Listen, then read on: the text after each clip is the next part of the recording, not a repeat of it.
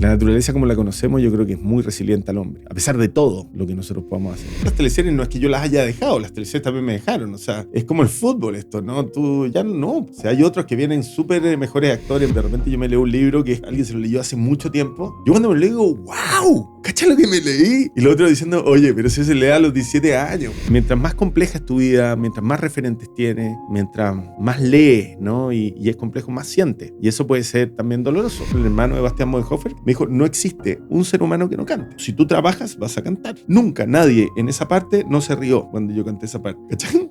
Nunca.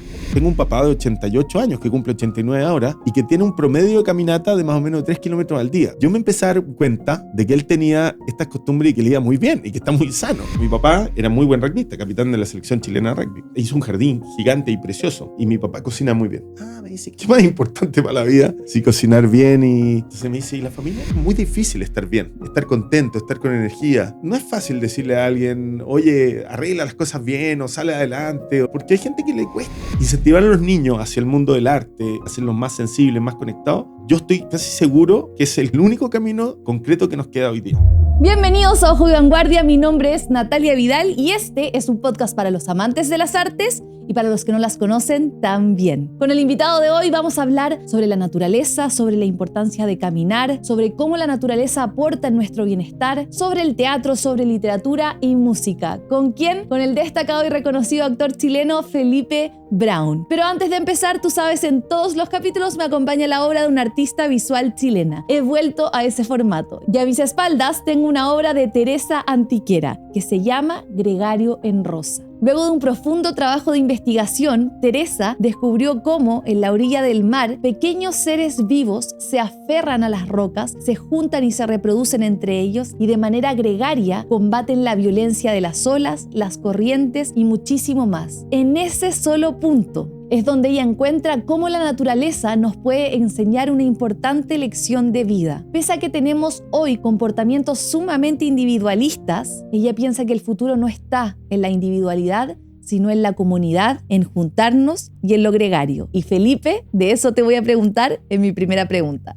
Felipe, muchas gracias por aceptar la invitación. Qué felicidad que hayas venido a Santiago. Vengo de repente, no tanto, pero de repente me vengo a dar una vuelta. Pero me pasó que sabía, porque no hablábamos hace tiempo, sabía que me habías invitado hace tiempo y yo decía, en algún momento tengo que acordarme, lo pensé la otra vez. Y ahora que me salió esto dije, ya, la voy a llamar. Fue luz, sencillamente. Cuando vi mi celular fue como, ¡vamos! Muchas gracias y gracias por invitarme, qué entretenido. Qué buen lugar. En todos los capítulos parto haciendo la reflexión a propósito de la obra de un artista visual chileno. Ya. A mis espaldas, ya te decía, tengo Gregario Rosa, que es de la Tere Antequera, ¿ya? Y la Tere trabaja el concepto de lo gregario. Y ella resuelve y encuentra algo que es extensible a nosotros como sociedad y como personas, que es que cuando uno se acerca a la orilla del mar, estos moluscos, los choritos, los locos, etcétera, se aferran a la roca y combaten, qué sé yo, al oleaje, a las corrientes, a las mareas. Y mientras más juntos están y mientras más se reproducen, mejor, se defienden de mejor manera. Entonces ella lo replica en esta obra que tiene acá y dice que de alguna manera ella encontró que siempre la naturaleza tiene respuestas para nosotros los seres humanos y que si nos fijáramos un poquito más en cómo ella se comporta, podríamos aprender muchísimo. Wow. Se me vienen varias reflexiones. Ya, súper interesante. Yo pensé, no lo había relacionado tanto con el mar, lo había pensado un poquito más como en los líquenes, ¿no? En esos honguitos que me toca ver harto ahora que yo antes no los miraba. Pero habla de comunidad, ¿no? De defenderse en comunidad. Y últimamente me ha tocado hacer muchas entrevistas sobre las ciudades, ¿ya? Y hay algo con las ciudades también, especialmente con Ricardo Abudahuat. Hay algo con las ciudades también tienen esto, ¿ya? Entonces nosotros tendemos, y aquí viene una conversación que puede ser más larga, que en el fondo tendemos nosotros a alejarnos, ¿no? De ponernos los seres humanos como absolutamente fuera de la naturaleza, ¿ya? Pero el tema de la comunidad, de protegernos unos a otros, lo tiene la naturaleza, pero es algo que el ser humano también tiene, ¿ya? Okay. Y que a veces se maneja de la misma manera, ¿no? Esto es juntarnos en pequeños grupos y poder ser resistentes a las olas, ¿ya? Y como esos líquenes con esos vientos, es algo que también lo tenemos muy integrado. El problema de eso es que cuando no está la naturaleza entre medio, esa integración entre nosotros no es tan completa, ¿ya? Y ahí viene algo distinto, porque vivimos peor, porque vivimos con más problemas, ¿no? Porque vivimos más angustiados. Entonces esa comunidad no se logra cerrar. ¿Qué crees tú que debiese aprender el ser humano de la naturaleza? Hay muchas enseñanzas. Es que esto es medio complejo porque creo que uno puede sacar analogías de todo y uno puede empezar a tratar y hay mucha gente que lo está haciendo, ¿no? Que está como buscando distintas maneras de hacerlo entender en la naturaleza y sus comportamientos, ¿no? Eh, a mí me ha hecho muy bien, te voy a decir una cosa muy propia, en los últimos 2 años, que es donde he estado más metido, me ha hecho muy bien para poder entender los ciclos de la vida y especialmente para poder entender la muerte, ¿ya? Creo que para mí ha sido especialmente importante la enseñanza de la naturaleza. Primero porque no soy muy religioso, ¿ya? Entonces, no muy, o sea, bueno, nada, pero entonces me pasa que cuando veo la naturaleza me empieza a dar cierta tranquilidad, los ciclos como desde la muerte vuelven a ser la vida y la vida vuelve a dar la muerte y así nos vamos entre todos en esas comunidades, ¿no? Nos vamos alimentando y nos vamos ayudando para poder seguir este ciclo, ¿ya? En eso, por ejemplo, yo creo que es tranquilizador, es tan bonito como una religión, siendo muy respetuoso de las religiones también, ¿no? Pero es tan bonito como eso. Entonces, de repente caminando tanto en la naturaleza me doy cuenta y digo, uy, acá hay algo que que tiene lógica para poder entender esos miedos que uno tiene de a dónde va a quedar uno o qué va a pasar con uno, ¿no? ¿Cuándo decides romper lo que tenías o tu vida anterior y definitivamente dedicarle tu vida a la naturaleza y a los animales y al campo, etcétera? Chuta, aquí yo tengo que confesar algo porque yo creo que no me dedico tanto a la naturaleza, Ah, ¿ya? ok. La naturaleza es parte de lo que yo estoy haciendo y es parte de mi vida y la he tenido siempre desde muy chico porque viví muy cerca del campo y de la selva en Lago Ranco. Pero también quiero decir que también me gustan las ciudades, por eso partí, ¿no? Ya. Y también me gusta eso, no es solo eso. Y el campo, quisiera vivir más de eso. Creo que la pandemia para mí fue el momento ideal porque yo tenía 5 cabras, podía hacer mi queso, tenía mi huerto, ¿no? Como que logré. Pero es una ida y una. O sea, estoy como en los dos mundos porque de repente me toca ahora estar demasiado arriba de los aviones y yendo de un lugar a otro. Entonces tampoco es que yo no podría decir me dedico a la naturaleza o al campo completamente. Pero me gusta. Tengo un huerto que lo trabajo con mi señora, por supuesto, que le dedico harto tiempo y me encanta. Y, y eso viene desde chico. O sea, eso lo he tenido siempre, ¿no? Desde mi casa no había porque a mis papás les gustaba más la flora exótica, pero en las casas de al lado había mucho huerto y todo eso me gustaba. Y el contacto con la naturaleza también lo tengo desde chico, pero el último tiempo me empezó a dar sentido. Y ahí es donde vuelvo un poco a lo que te dije, como que de repente hay cosas que empezaron a despertar en mí y a decir, esto no es solo lindo, ni solamente es equilibrado, ¿no? Sino que hay cosas más profundas. Pero también, y eso es parte de mi programa, soy muy crítico también, como esa mirada de la naturaleza como un lugar suave, bonito. Es un poco lo que te decía, es como que todo es paz y como que todos seamos más naturaleza. Yo no estoy en esa línea, ¿no? Como creo que la naturaleza también es violenta, es fuerte, ¿no? También a los más débiles se los come, ¿no? Pero eso mismo hace equilibrio, ¿no? Entonces, como que me encanta, me gusta, pero también me es compleja.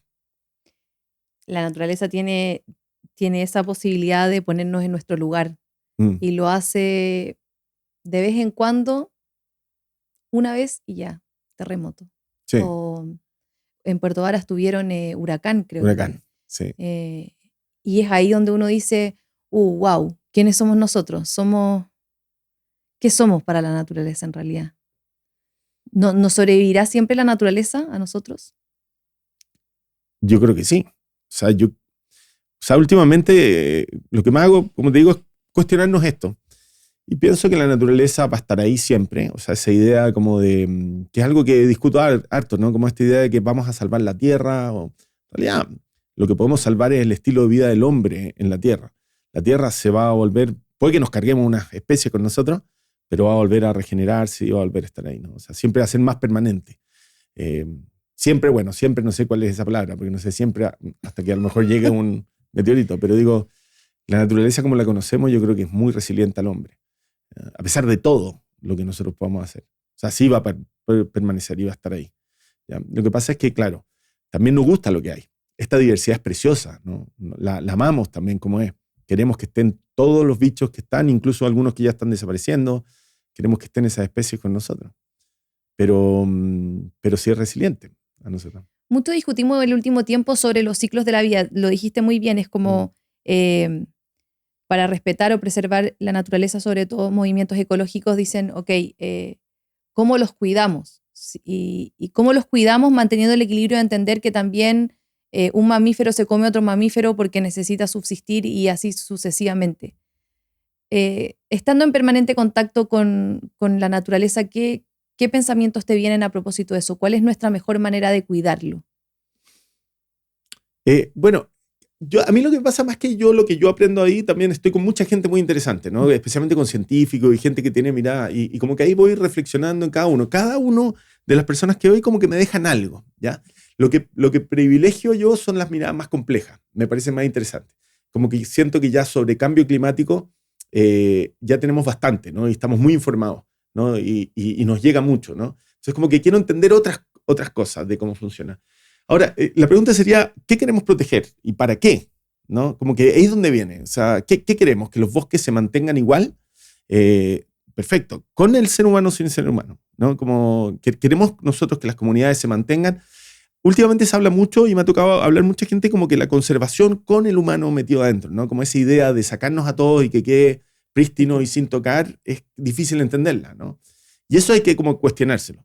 Yo creo que lo que hay que cuidar, o lo que a mí me gustaría cuidar, porque te digo, va cada uno en su línea, es la naturaleza, tratar de que se mantenga con ese equilibrio precioso, pero que tenga la integración del ser humano de buena manera. Eso sería lo que a mí más me gustaría, ¿no? Ahora, ¿cómo se hace? Está difícil, ¿no? Cada uno tiene los activistas tienen su rol de despertar, de hacernos a todos entender de que de repente hay cosas que están mal. Hay otros que tienen la labor de comunicar y de estar ahí. Nosotros, en este momento, creo que el aporte que estamos haciendo es como abrir espacios de conversación más complejas al respecto de esto. Eso es lo que a mí más me gusta y creo que es lo que estoy entregando ahora, ¿no? No me siento tan cómodo con el activismo, tampoco me siento tan cómodo con la cosa tan de asustar a la gente, ¿no? Pero obviamente hay un rol ahí que como metido en las comunicaciones que uno tiene y que es importante resaltar. Para quienes estábamos acostumbrados a verte en teleseries, cuando te escuché en la última charla TED que diste en Frutillar, y lo que más me llamó la atención es probablemente un actor encarna y en eso tiene que hacer un examen exhaustivo del personaje al que va a interpretar, ¿verdad? Pero me llamó mucho la atención lo familiarizado o lo cercano que estás a fijarte en los detalles. Es decir, tú partes hablando de cómo ocurre un paso, ¿verdad? Sí. Y todos los movimientos y todos los eventos que tienen que darse para que uno sencillamente dé un paso. Y lo fabuloso que es eso, ¿verdad? Sí. ¿Esto proviene siempre de ti? ¿Siempre has sido una persona que se pregunta más allá por los detalles o profundiza en todo lo que hace? Sí. Y buena pregunta ahora porque tengo hijos un poco más grandes que los tuyos y me está pasando que estoy pensando mucho en la educación y quién éramos nosotros en esto y cuáles son las cosas buenas que teníamos. Lo que yo tenía cuando chico era una curiosidad tremenda por muchas cosas y tenía esa capacidad de ponerme muy obsesivo por lo que me gustaba. Pero era muy mal alumno, me iba muy mal, ¿no? Okay. Porque tenía dislexia y porque habían cosas que ahora se sabe más, pero en esa época no se sabía. Y siempre, por lo menos hasta que entré a la escuela de teatro, porque pasé por otra escuela de comunicación, siempre era negativa mi forma de ser, ¿no? O sea, siempre como que no encajaba y no era nada muy bueno. Cuando entré a la escuela de teatro, la creatividad y todo eso me ayudó, ¿no? Y ya me metí en otro mundo. Pero es una característica que llevo desde muy chico y lo quiero decir porque creo que para mucha gente es algo muy malo todavía, ¿no? El ser muy diverso en muchas cosas, excepto cuando algo te interesa. Entonces uno diría, como la educación formal diría, pucha, pero esto no se trata solamente de lo que te gusta, ¿no? Sino que se trata de lo que tienes que hacer, ¿ya? Y ese es un problema que tenemos nosotros, los que no tenemos esta como cabezas más, ¿cómo se llama? Como multifoco, ¿no? Es que tenemos ese problema, que a veces las cosas que no nos gustan no lo podemos hacer y nos cuesta mucho hacerlas porque estamos metidos en muchas cosas que nos gustan, ¿ya? Entonces es un problema. Pero sí, cuando algo me interesa, y digo, acá viene un momento bien loco porque lo que está pasando con la inteligencia artificial y todo eso, a mí me gusta mucho, pero es tan vasto que me tiene un poco agotado, ¿no? Porque pasa demasiadas cosas. Ya, entonces ya, como me gusta llegar hasta el final, no puedo. Entonces tengo que empezar a soltar. Yo ya solté varias cosas que ya solté. Dije yo, no, esta vez no lo voy a entender tan rápido, ¿no? Pero el tema de las caminatas y todo eso me obsesiona, me gusta entender. Ahora, obviamente la cosa más biológica o fisiológica lo hago más, es parte como de lo que cuento ahí, pero no es mi... O sea, de hecho estuve con un doctor hablando que no estuviera cagándola, porque podría haber dicho un par de cosas bastante tontas ahí, ¿no? No, sí me di cuenta de eso. Lo que pasa es que en tus programas y también en tu charla TED, yo detecté eso del cuestionamiento, ¿verdad? Es algo de no doy ni por hecho que demos pasos o que pestañemos. Y a mí me ocurre lo mismo, yo me hago muchísimas preguntas. Y en uno de tus programas, tú dices, ¿será que las personas que viven más simple o que no se preguntan son más felices que las que nos preguntamos cosas? Y es una pregunta que yo me he hecho muchas veces, porque yo redundo en lo mismo. En algún minuto utilizaste el término pesimista. Y es que cuando uno sigue haciéndose preguntas, entra en un loop en el que muchas veces las preguntas no tienen respuesta o llegamos a, no sé si a lugares oscuros, pero a un vacío. Y ese vacío provoca algo de angustia. Absolutamente. No quiero decirlo como una cosa, no sé, no es que yo tenga una opinión tan clara al respecto, pero sí pareciera ser todo que la gente más simple, en el sentido de lo que estamos hablando, tiene emociones más simples también, ¿no? Y mientras más compleja es tu vida, mientras más referentes tienes, mientras más lees, ¿no? Y es complejo, más sientes. Y eso puede ser también doloroso para algunos. ¿Cómo uno podría salir de ahí? Yo creo que cuando tu vida es más compleja, cuando ya tienes hartas cosas, yo creo que es bueno, fuera de ir a, digamos, una terapia, pero conversar, ¿no? Y ahí es donde como me gusta lo de caminar y como tener espacios de conversación, de darle vuelta, porque a veces cuando uno comparte, ¿no? Como sensibilidades sobre cosas que te molestan o cosas que te duelen, se hace la vida un poquito más liviana, ¿no? O sea, por último, estamos todos metidos tratando de entender cosas complejas. Pero sin duda que la persona que tiene una vida simple, que hace siempre lo mismo, pucha, puede ser una vida plana a lo mejor, pero es tan lejana a la mía que yo la encuentro linda y la encuentro estable y encuentro que también no tener tantas emociones y no llorar en todas las películas, ni reírse tanto con tanto, ni llegar a tantos extremos, pucha, también es lindo, ¿no? Y es simple. Bueno, yo soy todo lo contrario a eso. Como yo. Digamos. Sí, Claro, absolutamente, sí, por eso yo claro. me conecté mucho con eso y con las preguntas, es decir, esto que te acuestes da lo mismo si está lloviendo o hace frío y te acuestes en el pasto y preguntes cosas como bueno, de dónde vienen las olas o etcétera, el oleaje o quién habrá sido esa fuerza que las provoca, son cosas que yo hago muy a menudo y las disfruto muchísimo, es decir, disfruto muchísimo cuando delante mío tengo una persona como tú que le gusta preguntarse esas cosas, porque aprendo, pero si profundizo mucho, ahí hay un lugar en donde el dolor siempre se presenta. Y por eso quería saber si es que tú en algún minuto lo habías resuelto, porque yo llego muchas veces al dolor. Sí, yo también. Sí. En momentos angustiosos además, claro, uno no puede entender todo tampoco, ¿no? Entonces uno se hace muchas preguntas y pocas respuestas. Sí. Como en la vida. Sí. ¿Te gusta el mundo en el que vives? El mundo en todo, digamos, no el mundo como naturaleza, sino que el mundo me encanta. Soy súper positivo. Sí, me encanta. Me encanta y me siento muy afortunado de ver estos cambios tan importantes. Piensa que mi papá nació y no existía el plástico, ¿no? Y mis hijos van a criarse con la inteligencia artificial. ¡Wow! ¿Cacha todo lo que pasó? O sea, el plástico no existía y ahora es un gran problema. Y después todo lo que viene y cómo va a cambiar los trabajos, me fascina. El único problema es que quiero vivir más, ¿cachai? Y se va cortando la vida. Ese es el único problema. Pero me fascina como es. ¿Te gustan los cambios? O sea, ¿te gusta ver cómo vamos creando cosas? Porque el plástico en sí, ojalá yo retrocediéramos al momento en el que no existía. No hacerlo. Claro. Sí. Igual el plástico fue muy útil en su momento.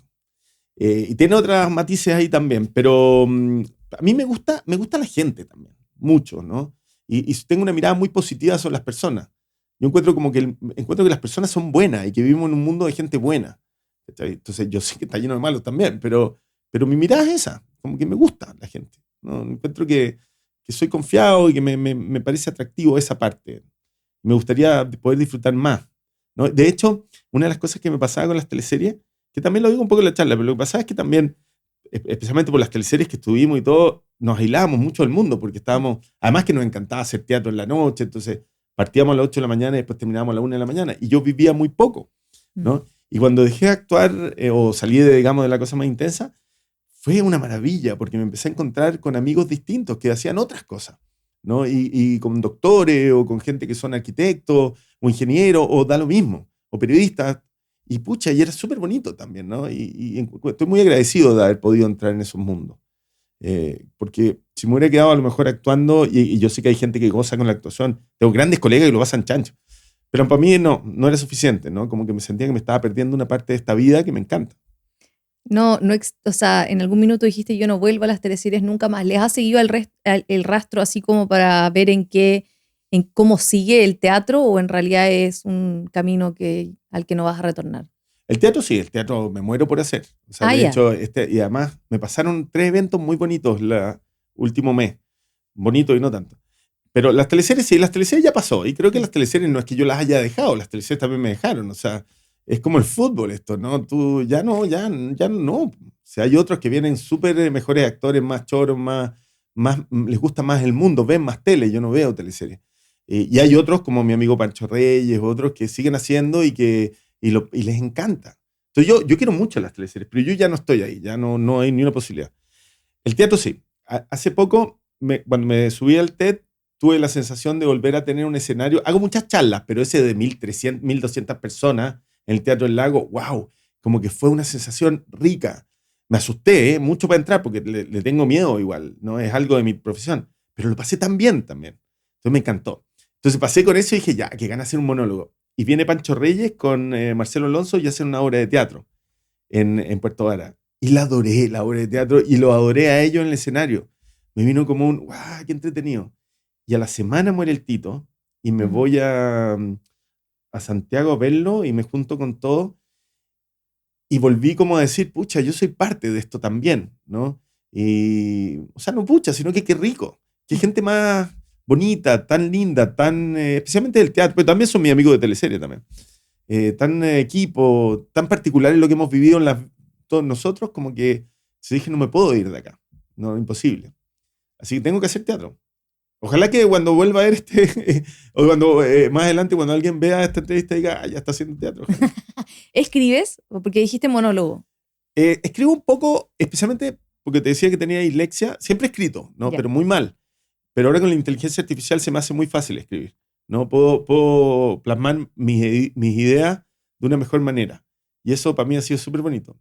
Pero estoy metido en tantas cosas que no es lo que me estoy dedicando. O sea, estoy más dirigiendo, más metido con las cámaras. Eso me expreso más por ahí que por la escritura.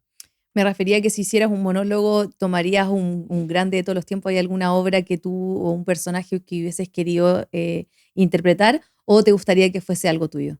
Se me pasaron ya un montón. Ya uno lo iba viendo y uno decía, yo siempre quise hacer Segismundo, ¿no? De La vida de sueño. Era como y además mucho por el Tito, porque cuando yo era un actor joven, yo veía, y era demasiado joven y no tenía la opción de hacerla. Y después seguí viendo y fui haciéndome más viejo y ya fui pasando Segismundo, ¿no? Entonces ya lo perdí a ese. Pero hay mucho. En un momento me encantaba Hamlet también, en un momento Romeo y Julieta también me gustó, ¿no? Como de personaje, pero también me gustaba el realismo psicológico, ¿no? Todas las obras de Tennessee Williams. Me hubiera gustado hacer, esa todavía la podría ser de la pareja de los viejos, podría ser ¿Quién le tiene miedo al lobo? Podría ser o esa. Ojalá no se me pasen. No voy a dejar pasar, de verdad, el monólogo de Segismundo es mi pasaje favorito, así que lo voy a leer. Ya. Léelo porque yo leo muy mal. Sueña el rey que es rey y vive con este engaño mandando, disponiendo y gobernando. Y este aplauso que recibe prestado, en el viento escribe y en cenizas le convierte. La muerte, desdicha fuerte. ¿Qué hay quien intente reinar viendo que ha de despertar en el sueño de la muerte? Sueña el rico en su riqueza, que más cuidados le ofrece. Sueña el pobre que padece su miseria y su pobreza. Sueña el que a medrar empieza. Sueña el que afana y pretende. Sueña el que agravia y ofende. Y en el mundo, en conclusión, todos sueñan lo que son, aunque ninguno lo entiende. Yo sueño que estoy aquí, de estas prisiones cargado, y soñé que en otro estado más lisonjero me vi. ¿Qué es la vida un frenesí? ¿Qué es la vida una ilusión, una sombra, una ficción? Y el mayor bien es pequeño, que toda la vida es sueño, y los sueños, sueños son. ¿Por qué se te pasó el tiempo? Digo, me encantaría ir a verte hacerlo. Se pasa el tiempo porque también uno, como tiene esta forma obsesiva de meterse, me metí en tantas cosas. Ese no fue mi camino, ¿no? El haber hecho por lo menos esa obra, ¿no? Y a ese nivel. Me acuerdo haber visto un montaje en el Teatro Liceum de Barcelona, que fue precioso, precioso, ¿no? Calixto era el director. Y ahí yo sentí que como que cumplí una etapa, como que dije, ya la vi. La vi como me hubiera gustado verla, porque la del Tito, por ejemplo, que yo nunca la vi montada entera, vi el monólogo. La del Tito era preciosa, pero también era un gran actor contando la historia. Pero esto era verlo a todo chancho. Y ahí como que ya estaba, pues ya se había hecho como yo quería verla. Y no sé si hubiera tenido, porque esto igual es lo mismo que el deporte. Para poder llegar a ser esos personajes de primera línea tenéis que estar muy entrenado, ¿no? Y claro, y uno si se dedica a hacer teatro como estaba yo, o tratar de hacer película, o todo lo que me metí, no está ahí en esa, está ahí en otras líneas. Claro. Pero bueno, pero lo fascinante del teatro es que siempre todo se puede hacer mejor o peor, pero se puede, ¿no? Y en el mundo que estamos viendo ahora es como que rico que existe algo que tú un día te levantás en la mañana y decís, quiero hacerlo y lo puedo hacer. Ahora, si viene a verme demasiada gente o me encuentran pésimo o muy bien, ya es otro tema. No, eso no pero lo hice. De ti. Antes de continuar, déjame hacerte una mención. Hace unos meses descubrí una plataforma que me cambió el trabajo por completo. Funciona para profesionales independientes, para creadores de contenido o para todos aquellos que hagan clases online, asesorías, talleres, levantar clases pregrabadas y tal. Yo no sabía ni hacer un sitio web, ni conectar métodos de pago, y mucho menos tenía ordenada mi agenda. Y hoy, gracias a Flycrew, todo esto se ha resuelto en un solo lugar. Puedo agendar mis asesorías y tener un calendario ordenado. Ellos se encargan de que me llegue todo en el momento justo. Puedo hacer inscripciones a mis cursos gratuitos y pagos. Puedo levantar material para que quede disponible en la web y mis alumnos puedan entrar. Hay comunidades vigentes, todo conectado en un mismo sitio. Puedo incluso tener mi sitio web montado ahí y dejarlo listo en 5 minutos. No es broma. Si estás planteándote la idea de hacer cursos online o de explorar nuevas verticales que tengan que ver con productos digitales, por favor entra a flycrew.com, créate una cuenta y el equipo te ayudará a crear tu oferta soñada. Sigamos con el podcast. ¿Lees? ¿Leo? ¿Sí? Sí. ¿Cuáles son tus libros favoritos? O sea, ¿hay algún libro que te haya acompañado en un momento especial o que te haya cambiado la forma de pensar? Sí, hay varios, pero tal vez hay un libro, además justo me estoy leyendo a Orwell ahora, me estoy leyendo uno que habla de la pobreza, que no sé si lo leíste, que se llama París y Londres, o algo así, a París y Londres, que habla muy bonito de la pobreza. A mí Orwell me encanta, ya por muchas partes, pero en particular no es tan interesante, o sea, no es tan relevante en mi vida, pero a mí siempre me han gustado las colonias en Asia, las colonias en África, y antes de ir a Myanmar, me leí Días en Birmania de Orwell y me encantó. Y pude sentir el calor de estos ingleses que se estaban como perdiendo, ¿no? Como estos clubes que ya se empezaban a entrar, ya los birmanos, ya no era lo mismo de antes, y me lo gocé. Entonces por eso te lo digo, no es que haya sido tan relevante en mi vida, pero pude como gozar después de estar en un país que gocé cómo fue gracias a Orwell y a ese libro, ¿ya? Y entonces es un libro que yo me acuerdo mucho. Y después hay mucho que he leído de obras de teatro que también me han calado profundamente, ¿cachai? De distintas, como Pillowman, por ejemplo, Pillowman es una obra de teatro que es del mismo director que hizo ahora lo de Rapa Nui, ahora. Ah, ok, el mismo perfecto. que hizo Bruja, ¿no? Que hizo varias, ¿no? Perfecto. Que también, entonces me pasa eso, como que ahí el leerla y que después la hace en el escenario, como que se transforma en algo tridimensional tu lectura, ¿ya? Ahora como de cambio de vida a vida, tendría que pensar más. Sí, hay una que me gustó mucho también, que se llama, que fome, a lo mejor no le interesa a nadie, pero se llama Los viajes de John Percy en la Amazonía. Da lo mismo. Es un hombre que empezó a delimitar la frontera entre Bolivia y y Perú entonces, y Argentina. Entonces hablaba de la selva profunda. Y eso también me marcó mucho en la vida, como que durante mucho tiempo la selva fue una obsesión también de poder buscarla, entrar. Y creo un poco lo que hago ahora, lo que pasa es que no es esa selva caliente de tierra caliente, pero es lo mismo. ¿Los libros te descubren o tú vas explorando qué libros leer en torno a lo que te está interesando en ese momento? Soy súper, mira, primero que nada no leo tanto, Ya. ¿cachai? Entonces, y eso es bueno y malo, porque por ejemplo mi amigo Luciano Cruzcoque, que ya lo conocerán por político, lee mucho, traga libros. Entonces cuando de repente yo me leo un libro que es como ya, no sé, alguien se lo leyó hace mucho tiempo, por ejemplo La Granja, por poner ya algo típico. Yo cuando me lo leo digo, ¡wow!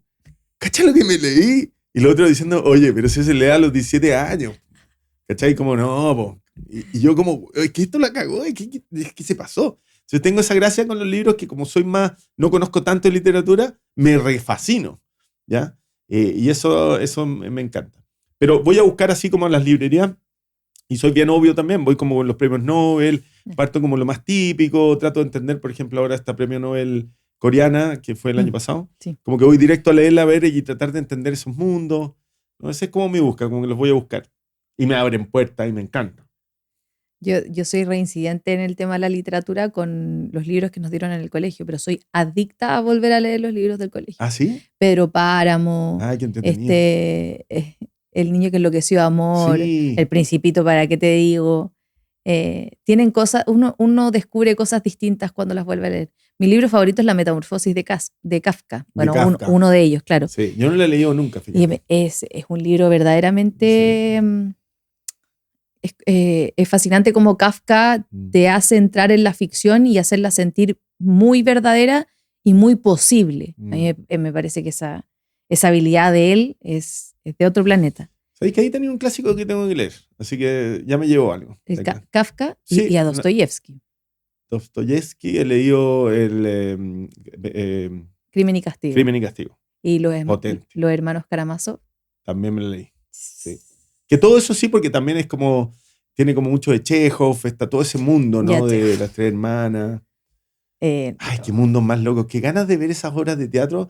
No sé si a ti te tocó, porque tú eres más chica, pero te tocó la católica como con los clásicos. Sí. Con el Rey Lear, Sí. por ejemplo. Qué maravilla. Sí, sí. ¿No? Que ahí sí te abría y como que te sentías en Rusia, ¿no? Entendiendo esos mundos. Sí. O como el largo viaje del día hacia la noche, ¿no? Como esta familia gringa. Qué entretenido. Fascinante. ¿Y escuchas música? Sí. Pero bueno, no es mi, digamos. Mira, te voy a contar una historia para que tú entiendas. Yo canto muy mal. Y para mí ha sido un gran problema, ¿no? Porque para los actores cantar es fundamental. Entonces ya pasar la escuela de teatro fue, poder salir de canto de la escuela de teatro ya fue toda una... Y salí porque me hice el chistoso, no hubiera probado por ningún lado. Y después me tocó hacer el Zoológico de Cristal, ya una obra también, realismo psicológico americano, que era una obra bastante densa y dura, ¿no? Y había una parte donde yo tenía que cantar, ¿no? Y bueno, y llegaron y estaba Tomás Vidiella y me dijo, pucha, aquí tenéis que cantar. Y dije, bueno, hagamos un esfuerzo. Y me llegó el hermano de Bastián Bodenhofer, que se llama Andrea, me dijo, no existe un ser humano que no cante. O sea, todos, si tú trabajas, vas a cantar, ¿no? Que es algo que dice mucha gente. Ok, y nos pusimos en el trabajo para poder cantar esa parte, ¿no? Que era una parte muy bonita de la obra, ¿no? Como que miraba, estaba así, cantaba. Y era una parte muy dramática. Bueno, la obra le hicimos unos 4 meses, nunca nadie en esa parte no se rió cuando yo canté esa parte. ¿Cachai? Nunca. Entonces hubo un momento en la obra, más o menos ya como medio terminando, que llega, se acerca a Tomás Vidiella y me dice, oye Felipe, ¿y si le habláis? O sea, ahí me di cuenta que el tema de la música para mí es complejo. Nunca pude, no he podido, no puedo cantar. Además que el problema es que yo me escucho muy bien. Entonces yo siento que soy como Luis Miguel, o sea, que canto increíble, ¿cachai? Entonces es un problema, te juro. Bueno, pero me gusta, ¿no? Y escucho súper, bueno. ¿Y escuchas sin cantar? No, canto igual. Pero es un gran problema, porque los niños ya dicen, pero papá, ¿no? Y mi señora está como... Bueno, pero en fin, pero canto y fuerte, porque me gusta, ¿no? Y siento que lo hago bien. A ver, entonces mis gustos musicales van de todo, ¿no? Últimamente mucho la música, la clásica me gusta mucho, pero también me gusta mucho la música ochentera, ya muy de mi generación. También escucho como rock progresivo, ¿no? como que me gusta, ¿no? Pero soy bien de oreja también, como que de repente puedo escuchar cosas que son bastante, no sé, como dirían, dar vergüenza para algunos. Me cuesta, no es algo íntimo, algo que no abriría acá y te lo mostraría. Porque puede ser humillante. O sea, ¿tienes algún cantante regalón o alguno que, no sé, que te recuerda a tu infancia o que escuches más frecuente? ¿No? Spotify te hace esas listas de cuáles son las canciones que más has escuchado en el año. A fin de año, Sí. ahora en poco más nos van a empezar a presentar eso. Tengo, pero Peter Gabriel, por ejemplo. ¿No? Como que sí, Genesis, como que de repente vuelve y vuelve y vuelve. Pero también por ochentero, por eso, ¿no? Pero no, sería muy patudo decir que eso es como yo de todo. Puede aparecer una Arjona de repente. Puede aparecer. Sí, Claro. placer culpable de Sí, mucho. sí. Entonces, yo escuché muchísimo a Arjona y después hice un video en redes sociales que era como de estas corrientes de conciencia en que dije, bueno, me gustó Arjona y después me di cuenta que está perfectamente bien estar en desacuerdo con lo que dijiste. Absolutamente. Pero nosotros tenemos, bueno, es que hay gente que tiene rituales con la música. Uno de los que nosotros tenemos con Nico es que cuando viajamos ponemos a Phil Collins. Ah, mira. Entonces, es algo que hacían nuestros papás. Entonces yo tengo muy dentro a Cat Stevens, a Elton John y a Phil Collins. Me encanta. Y Nico traía a Phil Collins. Entonces le ponemos a Phil Collins a Simona de manera de que ella, no sé si le va a gustar o no en el futuro, pero es como una especie de Inception, ¿verdad? Es decir, si en algún minuto ella crece y escucha estas canciones, probablemente acuda a esos recuerdos y algo de calorcito le traiga al corazón. Me encanta. Tú sabes que, bueno, yo trabajo en el Teatro del Lago, estoy en el directorio del Teatro del Lago, que la misión de la fundación es promover la música clásica. Y llevo a mis hijos, ¿no? Siempre. Y yo mismo, ¿no? Porque tampoco es que tenga una cultura de música clásica. Y es increíble como los niños la primera vez se duermen, ¿no? La segunda vez duermen un poquito menos. Y ahora, último, empiezan a decirme como que se acordaban de ciertos instrumentos con otra música. Y eso es lo que pasa. Que con la música, digamos, de excelencia, en las áreas que sean, ¿no? Pasa eso, que empieza a calar en algún lado va a volver, ¿no? Y hace sentido de alguna manera. Tú dices es de gusto adquirido. Es difícil. No, lamentablemente son artes que no es tan fácil llegar y escuchar la primera vez. Y no es que uno lo tenga que entender ni saber mucho. Yo como que promuevo mucho que las cosas te pueden gustar porque simplemente te gustan. O sea, no, así como un cuadro o una música, no tienes que saber demasiado. O una ópera. ¿No? La ópera te puede gustar porque entiendes mucho, eres operático, porque te encanta la escenografía exagerada o porque te gustan los momentos dramáticos, da lo mismo. Por lo importante es que te guste, o sea, y que no vayas si no te gusta, ¿no? Como no trates, yo creo que es algo que se va cultivando, pero hay que hacer un pequeño esfuerzo para que entre. No hay que criticarlo, ¿no? Darle segundas oportunidades. Sí, claro. Está ya Sebastián Errázuriz, ¿no? Sí, Sebastián, es bien amigo mío, Sebastián. ¿En serio? Sí, yo no un lo conozco, aporte importante en la región. Pero sí. realmente Sí, destacado. Sí. Hablemos de caminar, que es de tu charla TED. Dijiste dos cosas que a mí me encantaron. Déjame buscarlas para citarte y no equivocarme. Cuando la gente camina en la naturaleza, se sincera completamente. ¿Por qué? Es bien bonito esto, porque yo cuando me invitaron a hablar en la charla, yo no sabía de qué querían que hablara, porque podría haber sido como por actor o por mis teleseries, o por lo que estoy haciendo ahora. Entonces empecé a decir qué es lo que he descubierto que yo no sabía y que creo que es importante comunicar. Ese fue como mi búsqueda. O sea, yo puedo contar de cómo es la vida de un actor de teleserie, ya a alguna gente le va a gustar. Pero tal vez es interesante contar últimamente lo que descubriste y que como tú no tienes la oportunidad a lo mejor de caminar tanto como yo en estos lugares, te cuento lo que descubrí. Y lo que descubrí ahí es que, y mucha gente ya lo sabía, por supuesto, pero que cuando entrevisto a alguien caminando, baja las barreras, ¿no? Habla desde otro lado.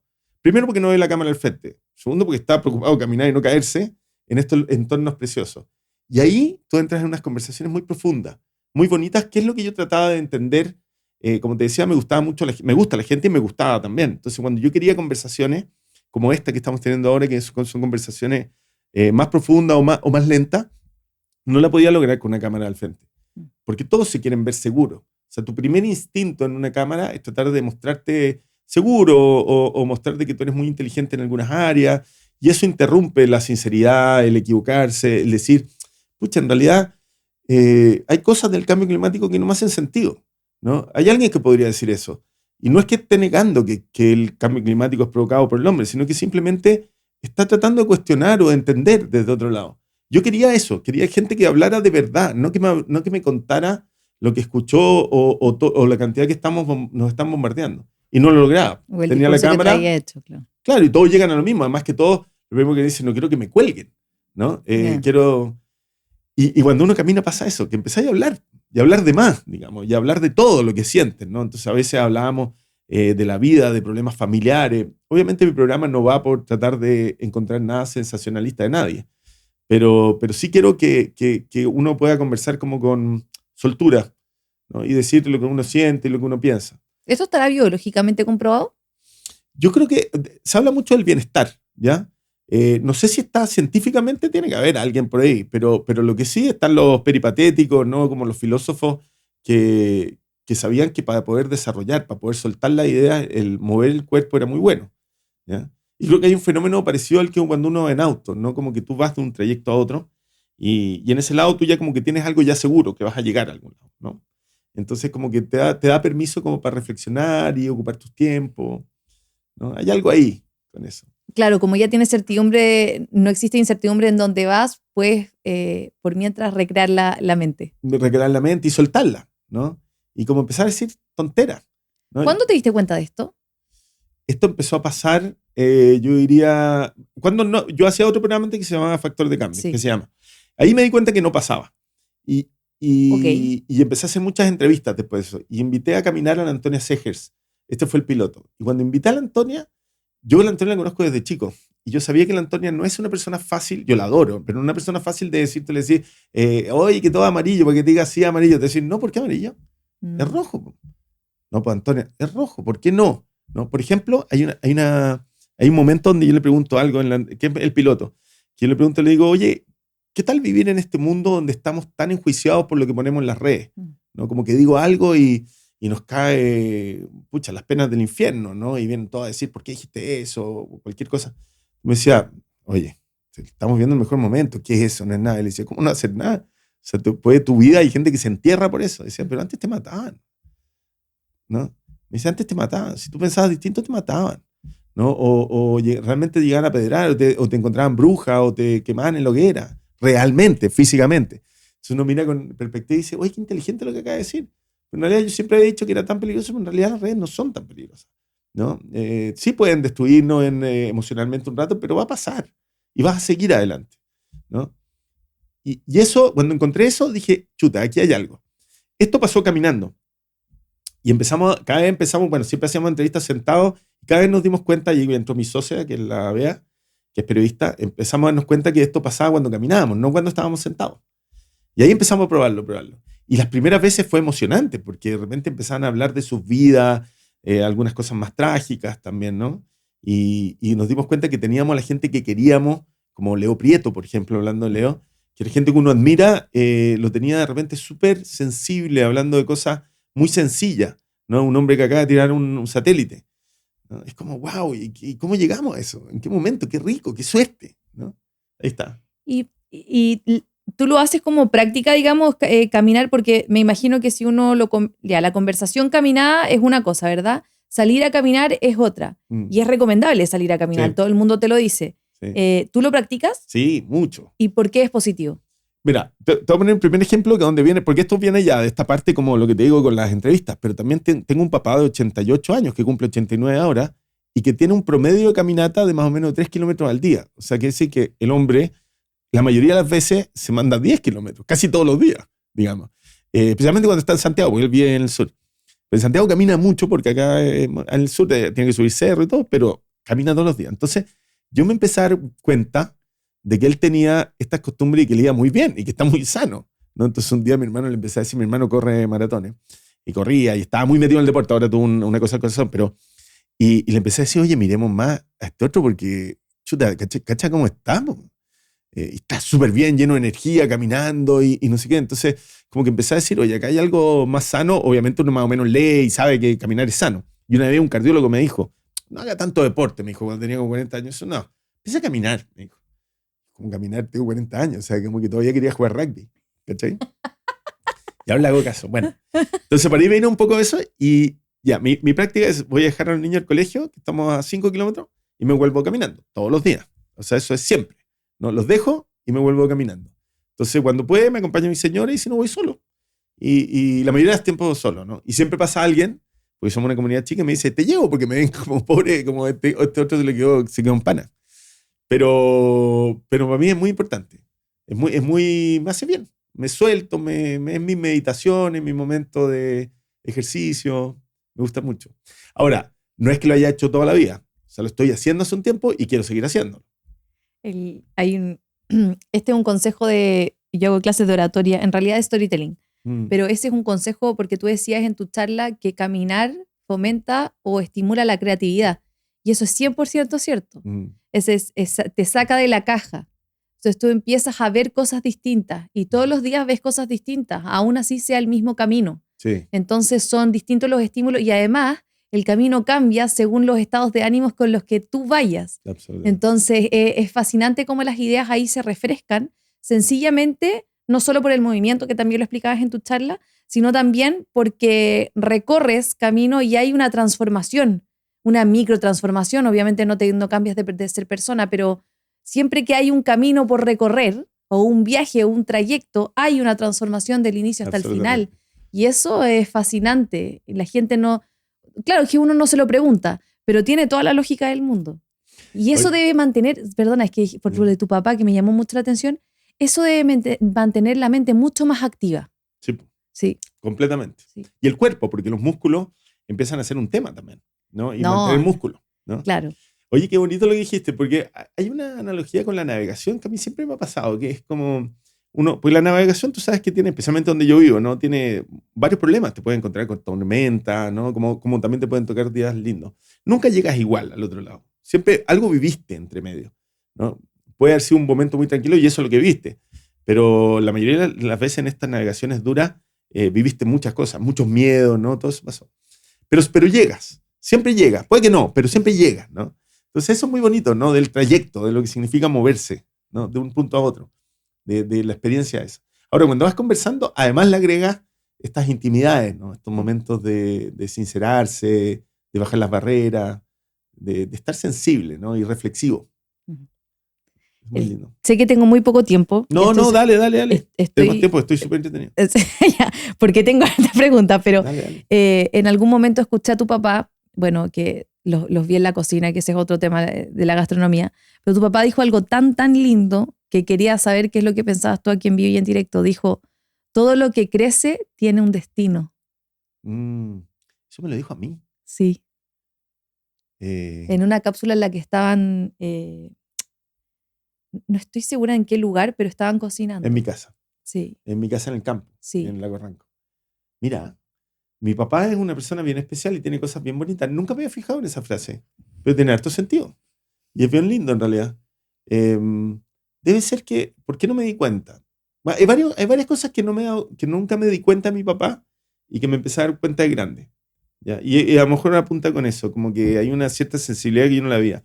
Una vez yo estaba con un terapeuta muy amigo mío y me preguntó, no sé, me preguntó, no sé si muy íntimo, pero bueno, no importa. Me preguntó qué había hecho bien mi papá, ¿no? Entonces yo le digo, bueno, mi papá era muy buen rugbyista, capitán de la selección chilena de rugby. Mi papá hizo un jardín gigante y precioso, ¿no? Y mi papá cocina muy bien. Tiene 3 cosas que son muy lindas. Me dice que fácil. ¿Y qué más?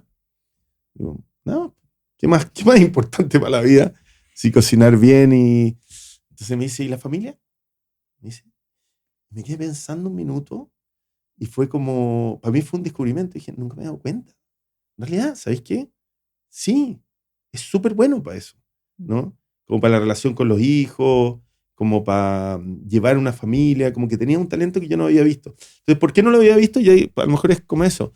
Porque a lo mejor uno no tiene tiempo para mirar cosas de la gente que uno quiere, ¿no? De verdad. No, yo estaba pensando que lo más importante de la vida era la cocina y que era el rugby, ¿no? O las plantas. No había pensado que la otra parte de él la había hecho bien. ¿Cuántas otras cosas habrá hecho bien? ¿No? Que uno critica, que uno dice que están mal. Esa era una, ¿no? Hay un rol fundamental ahí. no lo pensamos y en general los seres humanos ponemos el ojo en los problemas para solucionarlos que en las virtudes o en lo que damos por hecho o en lo que como si por obligación tuviese que estar.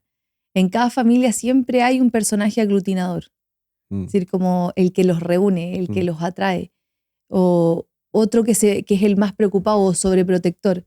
Y de alguna u otra manera, que tiene que ver con esa conversación que tuviste, eso es construir familia. Y la construcción de la familia también viene de quién ponía los problemas, digamos, y cómo los resolvíamos. Y eso es súper, súper lindo. Seguramente yo en ese momento, no seguramente, en ese momento la familia no era prioridad en mi vida tampoco.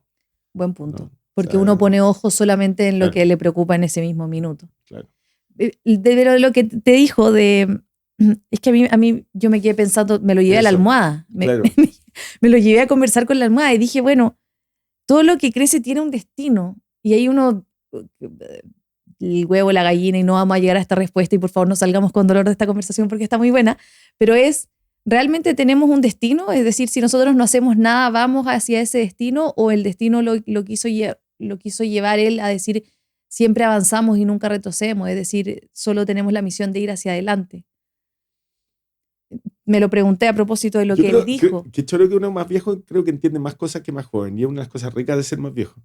Pero es una respuesta que obviamente no tengo clara. No sé, pero creo que me imagino ahora conversándolo, creo que son un poco las dos, como lo veo. O sea, hay cosas que tú puedes manejar de tu destino, ¿no? Hay cosas que puedes cambiar y puedes tomar decisiones importantes que cambien tu destino. Pero también hay cosas que están destinadas, ¿no? O que vienen muy de adentro, ¿ya? Y digo más allá de lo digo como algo biológico también, ¿no? Que puede venir como de la epigenética, ¿no? Como de los traumas anteriores, de tus familias anteriores y todo. Cosas que están destinadas y que se van a reflejar tarde o temprano, me parece, una u otra cosa. Pero sí uno puede tomar decisiones. Y además sí siento que uno puede tomar decisiones cuando te juntas con otras personas que te ayudan a tomar decisiones. Porque el ser humano solo tiene ciertos temores, pero de repente te cruzas o con una señora, o con tu marido, o con un buen amigo, ¿no? Y de repente puede hacer de que tu vida cambie para siempre, ¿no? Yo creo que gran parte de mis opciones de carrera, de ser actor y todo, tiene que ver un poco con eso. Con haber sido medio casualidad que tomé opciones porque me topé con la gente que me llevó para allá. No sé si en otro mundo hubiera elegido eso. Y también porque no tenía más recursos también, ¿eh? Que eso también cuando le hablaba que uno tiene como una carga, es que a lo mejor yo hubiera sido doctor si hubiera sido buen alumno, pero no era buen alumno. A mí no tenía demasiadas opciones yo en mi vida, ¿no? Entonces las que afortunadamente tomé una que me encantó. Pero puede ser que me hubieran tocado las otras tres que no me encantaban tanto, ¿no? Puede haber sido también. Yo, a propósito, estoy muy de acuerdo. Y sobre todo, pero ahí es donde la causalidad, digo, uno se va encontrando con personas en el camino y yo iba directo para acá, pero de repente me encontré contigo y me redirección y tal. Y cuando uno ve eso, digo, ¿ese era el destino poniéndome en su lugar? ¿O esa soy yo tratando de doblarle la mano al destino? Sí, sí. Es interesante eso. Sí, ¿sabes qué? Hay alguien que decía que las buenas decisiones, no sé dónde lo leí, pero en realidad no es haber tomado la decisión, sino cómo resuelves la decisión que tomaste, ¿no? Y en realidad es bien lógico, porque uno dice, por ejemplo, me voy a ir al sur, mira la decisión. ¿Fue buena decisión haberme ido o ha sido bueno cómo yo he desarrollado el sur en mí, no en mi familia? ¿Cachai? Eso lo hizo una buena decisión. A lo mejor si yo hubiera hecho todo mal, si yo no hubiera hecho un esfuerzo, hubiera sido una mala decisión. ¿Cachai? Como ¿cuánto influyes tú en que es bonito eso? Muy buen punto, muy buen punto. Ahí está como el equilibrio entre la certidumbre o sea, entre la incertidumbre y la certidumbre y qué es lo que nosotros tenemos para obrar entre medio de ello. Sí. Está bueno. Pero igual todo esto pasa, amigo, hay una cosa con la salud mental que es re importante. Yo encuentro que si te puedes mantener sano, puedes, porque no todos le tocan y en el momento que le toca, puedes tomar decisiones muy buenas y puedes hacer cosas muy buenas, ¿no? Pero ese equilibrio no es tan fácil. Para mucha gente es muy difícil estar bien, estar contento, estar con energía, ¿no? Hacer de los días un día bonito. Para mí no, porque yo obviamente no soy una persona 100% estable, pero en general soy más positivo, entonces me es más fácil. Pero creo que miro desde afuera con responsabilidad y digo, pucha, no es fácil decirle a alguien, oye, arregla las cosas bien o sale adelante, porque hay gente que le cuesta, ¿no? Porque ve las cosas más negras y porque le duelen también, ¿no? Aún así uno se los recomienda. Sí, claro, y de repente es medio injusto también, porque es como, párate, dale, mira para adelante, y como que no es tan fácil, o sea, y no solamente por lo que te pasó, porque tu biología es triste, ¿no? Porque obviamente hay medicamentos, y hay terapia, y hay mucho, y hay estas caminatas en el bosque, y hay todo esto, ¿no? Que también ayuda, o todo junto. Pero la vida no es igual para todos, no todo el mundo puede tomar buenas decisiones porque no todo el mundo es tan feliz tampoco, ¿no? Ni están con esos días tan buenos. Si te toca estar de amigo de una persona así, ¿lo impulsas o lo acompañas? Eh, me ha tocado, fíjate, me ha tocado. Lo que pasa es que cuando hay cosas que son biológicas y no hay mucho de lo que tú puedes hacer, entonces tal vez hay que acompañarlo, ¿no? ¿No? Y tratar de entenderlo y ver de que las vidas no son tan fáciles para todos, ¿no?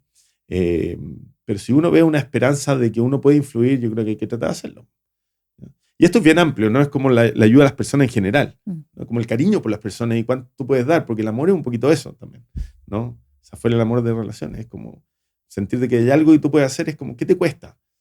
Hacer cariño, invitar, conversar y tratar de ver cómo tú le puedes hacer un pequeño cambio para que esa vida se convierta en algo más interesante. Porque definitivamente creo que si tú estás bien, sí suceden mejores las cosas. Eso es como, ¿no?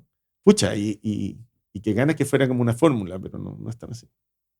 Buen punto. Última pregunta. Esta se la hago a todos mis invitados. ¿Cómo crees tú que como papás o desde la sociedad podríamos incentivar que nuestros niños crezcan más vinculados con su sensibilidad? Y una segunda patita es, y que vean en las artes una oportunidad de vida. Wow. La educación me tiene absolutamente tomado en este último tiempo, porque yo creo que el mundo cambió realmente. O sea, yo creo que ahora sí cambió. Y lo digo bien, bien sinceramente. Nada de lo que nosotros creemos o ha funcionado hasta ahora creo que va a funcionar en los próximos 10 años. Entonces, hay una mirada más negativa, otras miradas más positivas. Creo que hay una incertidumbre y yo soy parte de eso. Pero creo que todo lo que realmente nos hace humanos, ya pareciera ser que es lo que va a mantenerse, ¿no? Entonces, estas sensibilidades con el arte, ¿no? Y con el desarrollo con el arte, porque es una pulsión, ¿no? Que te produce muchas cosas, pareciera ser que viene muy fuerte. Y pareciera ser que nos vamos a dedicar, si lo vemos del lado positivo, menos a las tareas fome y vamos a poder dedicarle un poquito más de tiempo a esas cosas. La pregunta es si vas a poder vivir de eso, si realmente el arte se va a poder desarrollar como se desarrollaba o va a ser parte de unas máquinas, no sabemos, pero sí creo que es importante y van a venir esos momentos. Incentivar a los niños hacia el mundo del arte, hacia el mundo de la sensibilidad en general, hacerlos más sensibles, más conectados, yo estoy casi seguro, no completamente, que es el único camino concreto que nos queda hoy día, ¿ya? O sea, que entiendan la música, que la sientan. A lo mejor no la van a hacer ellos, a lo mejor la va a hacer la IA, ¿no? Pero que la sientan, que los conmueva, ¿no? Que las pinturas los conmuevan, me parece que es un camino casi seguro, ¿ya? El llevar por ahí. Y el contacto en la naturaleza me pasa un poco lo mismo también, ¿no? Como esas cosas que son ese contacto con este equilibrio maravilloso que es la naturaleza, parece ser que se va a mantener en el tiempo y hay que tratar de llevarlo y conectarlo. Pero hay un rebote ahí, porque cuando los llevas mucho, porque los niños son niños, ¿no? Pasa que yo a los míos los traigo a Santiago y les gusta mucho más Santiago que ir al Pérez Rosales. O sea, ven un edificio y dicen, ¡wow! ¿No? ¡Qué bacán! Este es un lugar donde uno siente, ¿cachai? Evidente, pues están pasando todo el día en un bosque, no quieren más, ¿no? Entonces, como que, pero también vuelven, ¿no? Porque en un momento ya cuando empiezan a tener necesidades y qué sé yo de otro tipo, empiezan a tratar de buscar estos lugares seguros. Creo, ¿no? Ojalá que no sean estos los lugares seguros. Creo, pero bueno, también me gusta, si a mí la ciudad me gusta también, pero bueno, creo que hay que, como todo eso que uno va enseñando, tiene que ser con sabiduría de enseñar para que llegue, no para que quede ahí en palabras. ¿Será porque ahí, perdón, será porque ahí en la sensibilidad encontramos, digamos, nos conectamos con nuestra creatividad y la forma en que podemos aportar en un mundo en el que ya Incluso ya las cosas que son más técnicas están ya sustituidas, pero se espera que la inteligencia artificial también replique el criterio humano y que por tendencias de comportamiento o por probabilidades, ¿verdad? Estadísticamente, también pueda predecir cómo el ser humano opta o qué opciones toma o qué criterio usa, etcétera, y cómo opera instintivamente su mecanismo de defensa. Entonces, yo siempre he pensado hasta dónde llega eso, porque probablemente las emociones son uno de los elementos centrales que nos distinguen entre unos y otros y que hacen posible la diversidad. Y la diversidad no es muy amiga de la máquina, ¿verdad? Pues a la máquina le gustan los números y ojalá que sean más secuenciados posible de manera de definirlos o detectarlos más rápidamente. Y ahí yo pienso que el meollo del asunto está ahí, en esa oportunidad de decir lo que nos hace únicos no es que tengamos un cuerpo, porque todos nacimos desnudos, los hombres así, las mujeres así, sino más bien en eso que traemos, que es una fórmula perfecta, única, irrepetible, que puede igual como una plantita y una semilla, regarse de manera de que crezca lo más frondosa y fuerte posible. Estoy súper de acuerdo contigo. Yo siento lo mismo. Y pensaba que en este último tiempo siempre hay alguien, y es muy bonito, creo que, y es muy humano, ¿no? Me parece, además me da como ternura que cada uno siempre en un momento dice, hay algo que tenemos nosotros que nunca va a tener la IA, ¿no? Nos encontramos con Mario. Cuando uno está más metido profundamente, uno sabe que hay cosas que sí lo van a hacer rápidamente, pero creo que esa no. O sea, tengo la impresión que evidentemente no va a sentir nunca, ¿no? Pero tal vez podría emular algo parecido, ¿no? a las emociones, el sentimiento. Pero el sentirlo no. Entonces sigue siendo una característica muy humana, muy bonita esa. Y creo que cultivarla, y ahí está el arte directamente, ¿no? La cultura, pero el arte particularmente, es el que nos mantiene sensibles. Eso es, ¿no? El que nos mantiene sensibles. Yo cuando consumo mucha cultura, de la que sea, ¿no? Estoy más llorón, estoy más sensible, estoy más, ¿no? Y es bonito eso, porque es lo que me hace, me ubica como un ser humano en este lugar, ¿no? Oye, pero hay algo, antes que no vaya, porque ya me quería sacar, pero no, antes... Tú, yo no, me es que me quedaría encanta, acá. yo también me No quedaría. tengo ningún límite. Pero hay algo que me encanta ahora, que es como la idea del creador. ¿En qué lugar va a quedar la persona que crea o el artista con estas herramientas? ¿Ya? Y ahí, acabo de ver unos comerciales grandes, unas cosas que estaban hechos completamente con IA y tú ya te das cuenta que el nivel ya llegó. O sea, y pobres agencias porque llegaron, definitivamente.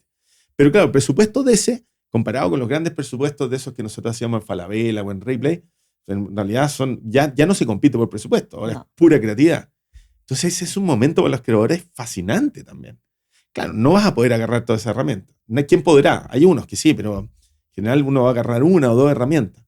Pero hay un momento de expresión que estamos en la coyuntura que es precioso. O sea, el que a ti se te ocurre un guión en la mañana y que a mediodía tú tengas un personaje diciendo la vida es sueño en el lugar que tú te imaginaste, como tú te lo imaginaste, es increíble. Ahí está otro de los elementos que no son replicables, porque tiendo a pensar, aquí yo no estoy tan familiarizada, vino Sebastián Errázuriz, el diseñador, y él es muy experto en este tema, tiene 2 libros fascinantes a propósito de eso, pero al creador sí no creo se lo pueda sustituir, porque es el que da la instrucción. Entonces, no hay forma de que nosotros avancemos si es que no hay algo nuevo, ¿verdad? Sí. Es decir, la inteligencia artificial opera sobre lo que ya existe, sí, y podría replicar absolutamente todo lo que ya existe. Pero la teoría de la evolución indica que nosotros vamos hacia adelante y nunca hacia atrás, y en general la especie humana nunca se ha quedado suspendida ni estancada.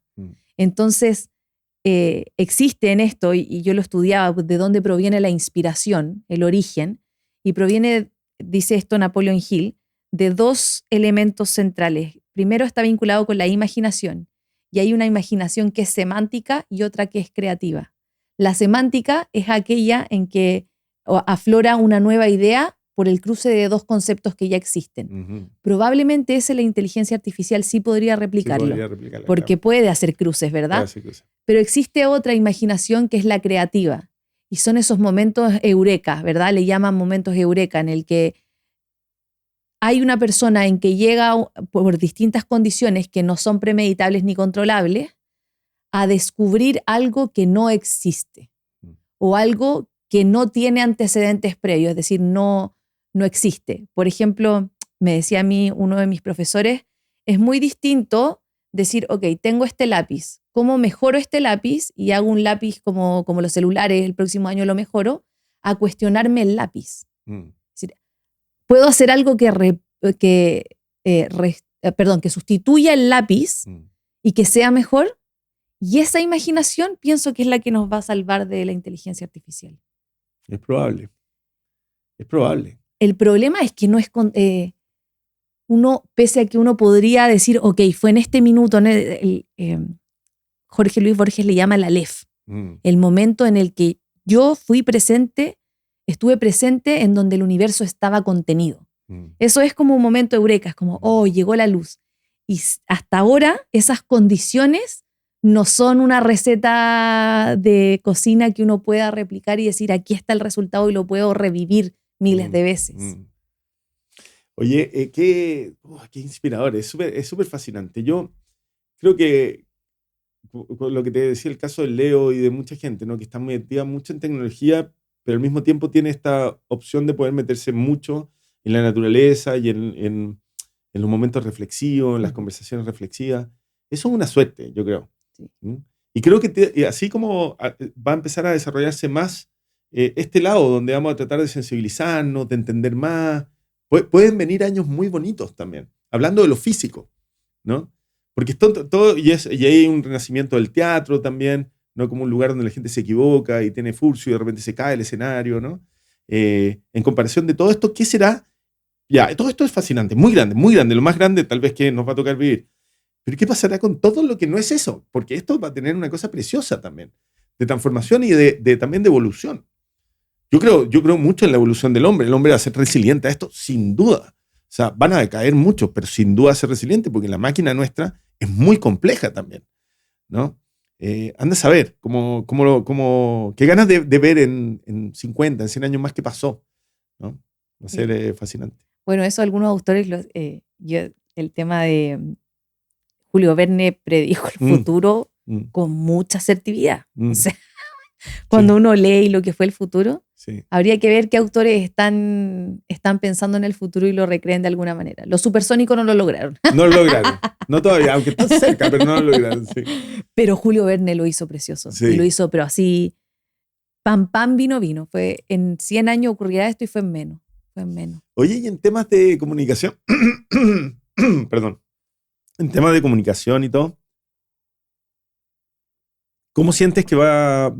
Porque hay mucho que se está haciendo ya, ¿no? Pero estoy hablando más del efecto de tener gente, sino que como de ritmos, ¿para dónde crees que va a ir esto? Porque, por ejemplo, los podcasts, lo que estamos haciendo ahora, que son momentos de conversaciones, y también lo que hago yo en el programa, irían un poco en contra de lo último que se ha hecho. O sea, y le va muy bien a los podcasts, ¿no? Sí. O sea, de hecho, pero resulta que todo pareciera ser de que tienen que ser cortes rápidos, Instagram. Entonces, ¿cómo ves tú, que estás metida muy en esto, cómo ves que va a venir o va a evolucionar?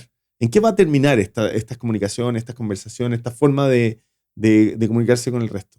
Es súper complejo porque lo que ocurre ahora con las redes sociales es que el formato corto ha sometido a, por ejemplo, los medios de comunicación tradicional están intentando replicar la forma en que la gente quiere consumir el contenido. Y da la sensación de que la gente tiene la impresión de que mientras más contenido pueda consumir en menos tiempo, más optimiza o más productiva está siendo. Y eso opera en todo orden de cosas. El otro día me llamaba mucho la atención, vino el jardinero y el jardinero estaba pasando la máquina y estaba escuchando, yo no sé cómo hizo eso, porque ¿quién puede escuchar con la máquina así? Me decía, no, es que estoy haciendo clases de percusión. Mira. De percusión. Y a mí me encanta hacer eso. Yo soy súper productivo, puedo hacer 3 cosas al mismo tiempo. Y eso, digamos, científicamente no es comprobable. De hecho, el esfuerzo de una persona se concentra o se divide, pero no aumenta, digamos, es la capacidad de esfuerzo. Y en esa línea, el podcast es lo que reemplaza en el fondo más bien el formato de la televisión o de la radio o de lo que teníamos antes de medio de comunicación tradicional, En general te recomiendan que los hagas de 20 minutos porque la capacidad de atención del ser humano es de 20 minutos. Antiguamente era más larga. Y todo tiende a pensar de que va a ser menor. De hecho, en redes sociales es 1 minuto y medio lo máximo que te ven. Pero hay también un ánimo de profundización que hoy se cubre desde el lado de si es que es el contenido que estás consumiendo a diario y que quieres en el fondo pasar tu tiempo por entretención o de manera miscelánea, entonces el scrolling es rápido. Pero cuando se trata de tu verdadero interés o de cosas que te importan, entonces acudes voluntariamente a esos lugares en donde hay profundización. Y ahí el tema de los podcasts, YouTube y todas estas alternativas que nos da el Internet hacen fabulosa esa posibilidad, porque yo estudio y le doy más atención y le doy más tiempo de mi vida a aquello que específicamente me interesa.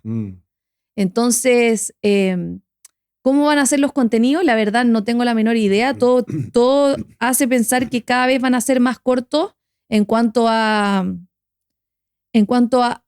consumo superficial. Tiene un rebote eso también, porque uno ya se cansa, uno mismo ya dice, ya, demasiado. Entonces, quiero ver algo un poquito más profundo de vez en cuando. ¿Será que uno va combinando? Y una dicotomía esa. Eso es lo que yo comentaba. Estuvo acá Ricardo Fernández y conversamos de lo mismo. Y todo el mundo, de verdad, no conozco a persona que no esté familiarizada con el término de que el celular es un diablo. Nadie podría discutirlo. O sea, todos somos conscientes de que el celular nos está secuestrando y nadie hace nada al respecto. Es decir, detecto el síntoma, sé que puedo corregirlo, pero no lo corrijo voluntariamente. Entonces, ahí hay un aspecto que yo pienso físicamente nos impide. Es como el ir a contracorriente de lo que tu voluntad o del fast food, de lo fácil, de lo rápido, de lo instantáneo, esa es la dificultad. Y la gente no lo consigue y lo abandona y dice, no, es que ahora estamos todos súper colapsados con el celular. Y entonces, pero esto es literalmente voluntario y es tan voluntario como decir, yo apago el celular y no lo enciendo. Entonces, este efecto rebote más bien va a depender no de lo que a nosotros nos guste, sino de cuándo vamos a tener la voluntad de decir, este es un problema real, volvamos a lo que tenemos, porque la promesa que comprometió la tecnología de conectarnos con todo el mundo, de mantenernos a todos más unidos, consiguió únicamente separarnos del al lado. Y eso es como, no sé, ¿cuándo nos vamos a dar? Igual un problema global, como que el cambio climático viene. Sí, ya vino, ya estuvo de vuelta, pero el efecto... Tantas cosas que nosotros sabemos que nos hacen mal y que las seguimos consumiendo, ¿no? Es como el cigarro, o todo, ¿no? Es como... Pero acá hay un mecanismo que nos agarró a todos. Yo, bueno, con mi hijo soy súper cuidadoso. Yo creo que se los tengo súper restringidos. No pueden ver. No hay, simplemente, ¿no? Y creo que Chile lo va a prohibir, creo, pronto. En los colegios sí. Ya, en los colegios está prohibido, pero sí. creo que va a ser, me imagino que va a ser prohibido también para las edades. No creo que pueda tener un niño un teléfono o este tipo de teléfono hasta los 16 años. O sea, porque el daño que se está haciendo es muy, muy profundo. Igual sí hay beneficios y todo, pero es profundo. Oye, me gustaría invitarte a caminar. ¿Vas a venir conmigo un día? Por supuesto. Pero tienen que venir al sur. Tenemos que ir al sur. O si quieres en el norte. O si quieres caminamos acá, que es muy bonito. Yo camino en cualquier parte. ¿En serio? Pero Puerto Vara es la parte más linda del mundo. Es muy lindo, pero tú sabes que aquí para arriba también es lindo. También pero he ido al Manquehue, eso es todo lo que conozco. Bueno, es lindo el Manquehue, pero acá para el otro lado, hacia la cordillera, es muy lindo. Ah, no, que si no he ido. Bueno, ahora me toca a mí entrevistarte a ti. Listo, quedamos. Felipe, muchísimas gracias por aceptar la invitación. Te quité un poco más de tiempo, te pido disculpas, pero era una oportunidad única. No, me encanta, muchas gracias. La verdad es que agradezco mucho los espacios de reflexión, de conversa más profunda, me encanta. Te felicito, te veo hace mucho tiempo y me encanta. Muchas gracias. Gracias. Gracias por llegar al final de este episodio. Espero que lo hayas disfrutado tanto como yo. Por favor, no te olvides de dejarme en los comentarios todas tus reflexiones, tus pensamientos, tus críticas constructivas. Me encanta crecer cada día. Me encanta saber qué piensas a propósito de lo que conversamos en cada episodio. No te olvides de suscribirte a mi canal de YouTube y de Spotify para no perderte ningún capítulo y de seguirme en redes sociales, Instagram y TikTok. Nos vemos en el próximo episodio. Chao.